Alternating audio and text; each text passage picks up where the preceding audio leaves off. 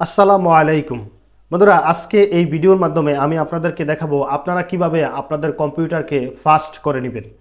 আমরা দীর্ঘদিন কম্পিউটার বা ল্যাপটপ ইউজ করার ফলে আমাদের কম্পিউটার বা ল্যাপটপ কিন্তু স্লো হয়ে যায়। অনেকেই আমরা কিন্তু ভুলবশত আমরা মনে করি যে সেটআপ দিলে আমাদের কম্পিউটার ফাস্ট হয়ে যাবে, কিন্তু না, সেটআপের কোনো প্রয়োজন নেই।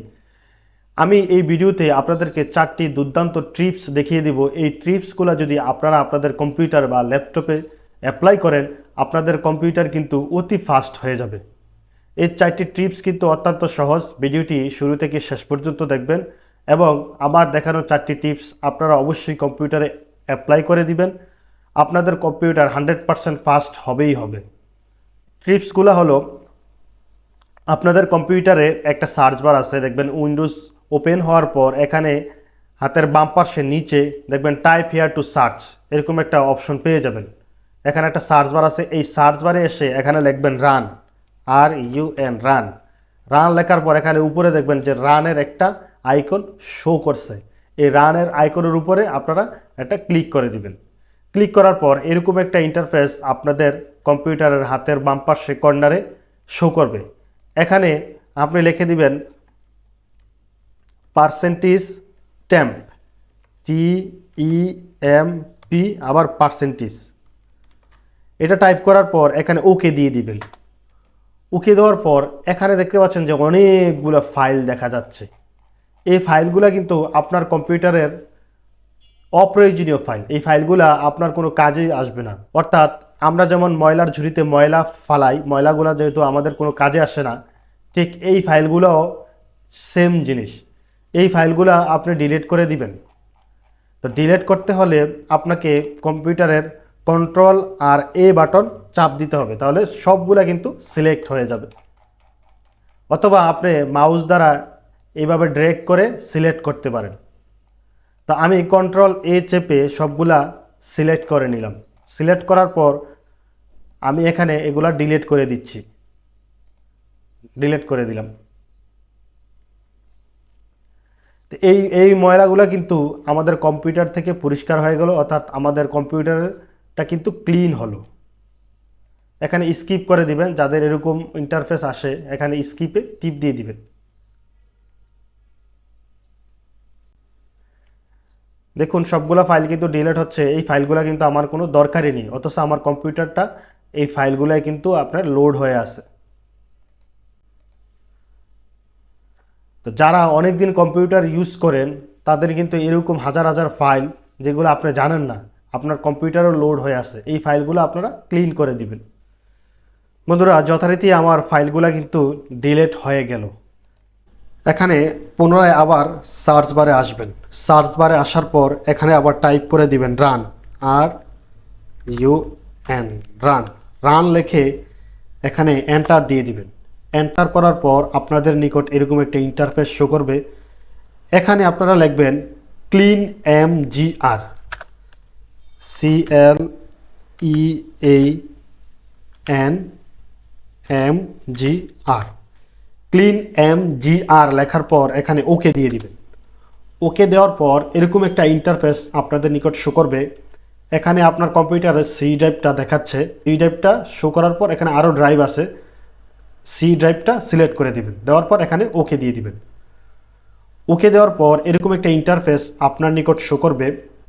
এখানে দেখুন অনেকগুলা ফাইল সিলেক্ট করা অবস্থায় আছে, আর কিছু ফাইল সিলেক্ট অবস্থায় নাই। তো যেগুলা সিলেক্ট নাই আমরা সেই ফাইলগুলা সিলেক্ট করে দিব। অর্থাৎ এখানে সবগুলা ফাইল আমরা আস্তে আস্তে সিলেক্ট করে দিব। সিলেক্ট করার পর এই ফাইলগুলো কিন্তু আমাদের মার্ক হয়ে গেল। এখন এই ফাইলগুলো আমরা ডিলিট করে দিব। এই ফাইলগুলো আমাদের কম্পিউটারে দরকার নেই। এখানে আমরা ওকে বাটনে প্রেস করে দিব। ওকে দেওয়ার পরেই কিন্তু এগুলো ডিলিট হয়ে যাবে। আপনারাও কিন্তু এভাবে ওকে বাটনে ক্লিক করে এগুলো ডিলিট করে দিবেন। আমি ডিলিট ফাইলে ক্লিক করে দিচ্ছি। দেখুন আমার এই যেই জার্ম ফাইলগুলা এগুলা কিন্তু ডিলিট হয়ে যাচ্ছে। এখন আমি আবার সেম কাজটি করব। আবার এখানে নিচে হাতের বাম পাশে কর্নারে সার্চ বারে এসে রান লিখব। রান লিখে পুনরায় রান যে আইকন আছে সেই আইকনের উপর আমরা ক্লিক করে দিব। এখানে আগে আমরা লিখেছিলাম পার্সেন্টেজ টেম্প পার্সেন্টেজ, এখানে পার্সেন্টেজটা আমরা উঠিয়ে দিব, শুধু টেম্প লেখা থাকবে। ট্যাম্প লিখে আমরা ওকেতে ক্লিক করে দিব। দেখুন ওকেতে ক্লিক করার পর এরকম একটা ইন্টারফেস আপনার সামনে আসবে। এই ফাইলগুলো আপনি কন্ট্রোল-A চেপে, অর্থাৎ সবগুলো ফাইল আপনি মাউস দ্বারা সিলেক্ট করে বা কিবোর্ড দ্বারা সিলেক্ট করে ডিলিট করে দিবেন।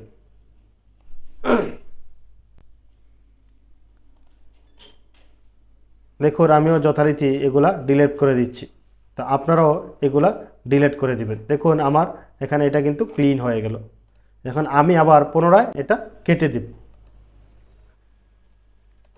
পুনরায় এখানে নিচে আমরা সার্চ বারে আসব, লিখে সার্চ বারে এসে আমরা রান লিখব, RUN রান। রান লেখার পর এখানে রান যে আইকন আছে সেই আইকনে আমরা ক্লিক করে দিব। ক্লিক করার পর এখানে আমরা ট্যাম লিখব না, এখানে আমরা লিখব প্রিফিচ, PREFETCH,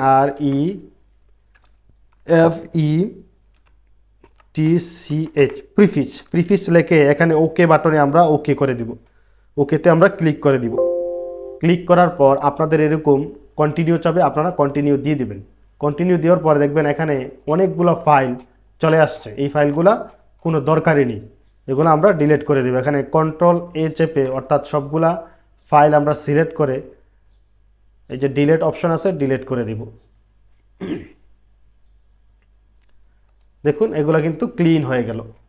এখন আমি আবার পুনরায় এটা কেটে দেব। কেটে দেওয়ার পর ট্রিক্স নাম্বার 4 আমরা আসবো এখানে আবার রানে চলে যাব। রান লিখবো, সার্চ বারে এসে রান লিখবো, তারপরে রান আইকনে আমরা ক্লিক করব। ক্লিক করার পর এখানে আমরা লিখবো রিসেন্ট লিখে আমরা ওকে দিয়ে দেব। রিসেন্ট লিখে ওকে দেওয়ার পর এরকম একটা ইন্টারফেস আসবে। আপনারা এখানে কন্ট্রোল-A বাটন চাপবেন, চাপার পর ডিলিট করে দিবেন। কন্ট্রোল-A বাটন চেপে সবগুলা সিলেক্ট করবেন। সিলেক্ট করার পর এগুলা ডিলিট করে দিবেন। বাস সবগুলা ডিলিট হয়ে গেল।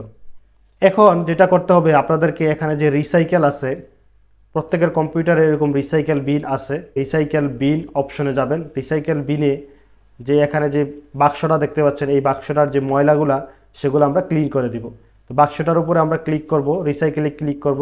ক্লিক করার পর এখানে নিচে দেখতে পাবেন এমটি রিসাইকেল বিন, এটাকে আমরা খালি করে দিব। এমটিতে ক্লিক করে দিব। ক্লিক করার পর এখানে ইয়েস দিয়ে দিব। ইয়েস দেওয়ার পর আমাদের কম্পিউটারটা কিন্তু একেবারে ক্লিন হয়ে গেল। এখন যেটা করতে হবে, আপনারা কম্পিউটারটা এভাবে ক্লিন করার পর অবশ্যই কম্পিউটারটা রিস্টার্ট করে দিবেন। রিস্টার্ট করার পর দেখবেন আপনার কম্পিউটারটা আপনি যেভাবে নতুন অবস্থায় কিনেছিলেন বা সেট আপ করার পর যেভাবে স্পিড থাকে, ঠিক সেই স্পিডটাই আপনি আপনার কম্পিউটারে বা ল্যাপটপে পেয়ে যাবেন। আমরা যারা কম্পিউটার বা ল্যাপটপ ইউজ করি তাদের জন্য কিন্তু এই টিপসগুলো অত্যন্ত গুরুত্বপূর্ণ এবং উপকারী।